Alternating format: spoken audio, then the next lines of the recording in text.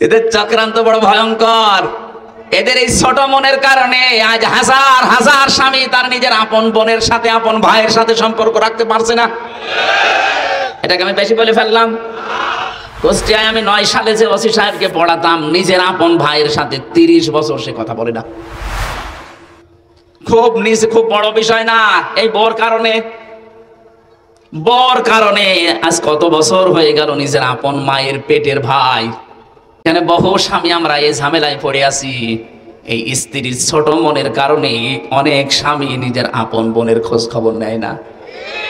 টাকা পয়সা খরচ করবেন, তার হক আদায় করবেন, দেখবেন ওর মন পাবেন না। অথচ বিশ্ব নবী নিজে বলেন, আমি যখন নবুয়ত পেয়ে আসলাম, নবুয়ত পেয়ে আসার পরে আমি ভয় পেয়েছিলাম জিবরাইলকে দেখে। ডাক দিয়ে বললাম, খাদিজা আমাকে ঢেকে দাও, জাম্মিলুনি, আমি ভয় পেয়েছি। হযরতে খাদিজা ওই দিন যে কটা কথা বলেছিলেন তার প্রথম নাম্বারে কাল্লা, কখনোই না, আল্লাহি মা ইয়াখজিক আল্লাহু আবাদান। হে আমার স্বামী, হে আবুল কাসেম, ভয় পান কেন? কোনো ভয় নেই আপনার। আল্লাহ কখনো আপনাকে লাঞ্ছিত, অপমানিত, ভয় ভীতি দেখাবেন না। ইন্নাকা লা তাসিলুর রহিমা, কারণ আপনি রেহেমের সম্পর্কগুলো ঠিক রাখেন, আত্মীয়তার সম্পর্ক, রক্তের সম্পর্ক আপনি ঠিক রাখেন। আপনাকে আল্লাহ জিন, পরি, ভূত, পেতনি এগুলো দিয়ে ভয় দেখাবে না, আপনি কখনো ভয় পাবেন না। স্ত্রী বলছে, অথচ এই স্ত্রীর কারণে আজ হাজারো মানুষ আমরা নিজের আপন আত্মীয়র সাথে সম্পর্ক রাখতে পারছি না। এই কথা বললে না কেন? হ্যাঁ, ওই মহিলা যাকে আপনি বিয়ে করে নিয়ে আসলেন, ওর যদি আপন বোন থাকে, সে বাড়িতে 10 বার আসবে মাসে, কোনো বিরক্ত নেই, কোনো প্রশ্ন নেই। আপনার নিজের আপন বোন, আপন ভাই যদি মাসে 2 বার আসে, বলে আর জায়গা নেই, শুধু এখানে আসে। এক কথা বলছে না কেন? এরকম ছোট মন কেন আপনার? মনটা একটু উদার করতে পারেন না? কি মনে হয় আপনার এগুলো দুনিয়ার সম্পদ? এই পৃথিবীর মর্যাদা আল্লাহর কাছে একটা মশা ঠ্যাঙের মতো নেই। সম্মানিত মা বোনেরা, আমি জানি আপনি মন খারাপ করছেন, সত্যি আল্লাহর কোরআন সামনে, আমি আপনাকে ভালোবাসি, আপনি জাহান্নামী হয়ে যাচ্ছেন এই ছোট কাজের কারণে। আরে ভাই, 100 বছর পরে তো আপনিও থাকবেন না, আমরাও থাকবো না। কি 100 বছর পরে এখানে যারা আছি একটা মানুষও থাকবেন? বলেন। নতুন মানুষ সব এখানে এসে চাষ করবে, আর আমরা সব মাটির বাসিন্দা। এমনকি 100 বছর পরে যদি আপনি যেই বাড়ির জন্য, যেই ঘরের জন্য আপনার স্বামীকে তার বোনের সাথে সম্পর্ক রাখতে দিলেন না, যেই ঘরের জন্য, যেই বাড়ির জন্য, জমি জায়গার জন্য, ফ্ল্যাটের জন্য, দোকানদারির জন্য তার আপন ভাইয়ের সাথে সম্পর্কটা আপনার কারণে নষ্ট করে ফেলেছে, আপনি 100 বছর পরে এই বাড়িতে সাজগোজ করে যদি আসেন, আপনার নাতির নাতি যারা, তারা আপনাকে আর চিনবে না। আপনি যদি দাবিও করেন যে আমি কিন্তু এই বাড়ির বাসিন্দা ছিলাম, আগে এই বাড়ি আমি বানিয়েছি, ও বলবে বাদ দাও। এটা বলবে না? এক কথা বলেন না কেন? বলবে না? 100 ভাগ বলবে, পরীক্ষা করে দেখবেন, থাকবেন না তো। এই হচ্ছে দুনিয়া। আল্লাহ বারবার এই দুনিয়া সম্পর্কে আমাদেরকে সতর্ক করছে, যালিকা মাতাউল হায়াতিদ দুনিয়া, এইটাই দুনিয়ার সম্পদ। তুই 100 বছর পরে তোর এই শরীর নিয়ে ফিরে আসবি। আমির হামজা কুষ্টিয়ায় যে বাড়ি বানিয়েছে, এই বাড়িতে আমার মনে হয় 100 বছর পরে আমি গেলে আমার এই মেয়ের মেয়ে যেটা হবে, ওরা আমারে বলবে, কে তুমি? কথা বলছে না কেন? থাকতে দাও তো দূরের কথা, যদি বলি যে নিচতলায় যে গ্যারেজ আছে, গ্যারেজে একটু থাকিয়ে বলবে না, আপনি অন্য জায়গায় যান। এই হচ্ছে দুনিয়া। আর আপনি এদের জন্য আজ সিন্ডিকেট করে হাজারো মানুষকে কষ্ট দিচ্ছে। এই যে ব্যবসায়ীরা সিন্ডিকেট করে যারা মানুষকে কষ্ট দিচ্ছেন, তারা আল্লাহর ভাষায় জালেম। কার জন্য আপনি টাকা পয়সা গোছালেন সিন্ডিকেট করে? আপনার মেয়ের জন্য, ছেলের জন্য, বউর জন্য? বাস্তবতা বোঝেন।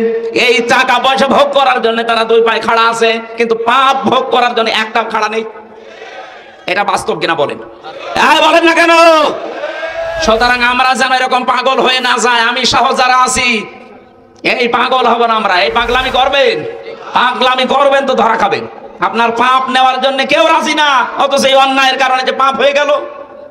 এই টাকা পয়সা, অর্থ সম্পদ ভোগ করার জন্য আপনার বউ 2 পায়ে খাড়া আছে। নেককার নারীর বৈশিষ্ট্য বেশি। বিশ্বনবী জানিয়েছেন, যেই মহিলা তার স্বামীর যতটুকু ইনকাম আছে হালাল পথ, ওইটা নিয়ে যেই মহিলা সন্তুষ্ট থাকে, আল্লাহ পাক তার জন্য জান্নাতে ঘর তৈরি করে। এই পৃথিবীর স্বামীরা খারাপ, আমি নিজেও বলছি খারাপ আমরা, কিন্তু এই পৃথিবীতে এখন যত স্বামী আছে তামাম দুনিয়া মিলে ফেরাউনের মতো এত খারাপ স্বামী কারো কপালে আছে? আপনি জানেন সে কি করেছিল নিজের স্ত্রীকে? হাতের ভেতরে পেরেক লাগিয়েছে, পায়ের ভেতরে পেরেক লাগিয়েছে, কপালের ভেতরে পেরেক দিয়েছে, মাথার চুলগুলো গরম পানি দিয়ে তুলে ফেলছে, উলঙ্গ করে তীর মারতেছে। এরকম কঠিন অবস্থা। হযরত জিবরাইলকে আল্লাহ বললেন জান্নাতটা তুলে নিয়ে আমার বান্দির সামনে ধর। হযরত জিবরাইল এসেছেন, ইদ ক্বালাত রাব্বি ইবনি লি ইনদাকা বাইতান ফিল জান্নাতি ওয়া নাজ্জিনি মিন ফিরআউনা ওয়া আমালিহি ওয়া নাজ্জিনি মিনাল কওমিজ জালিমিন।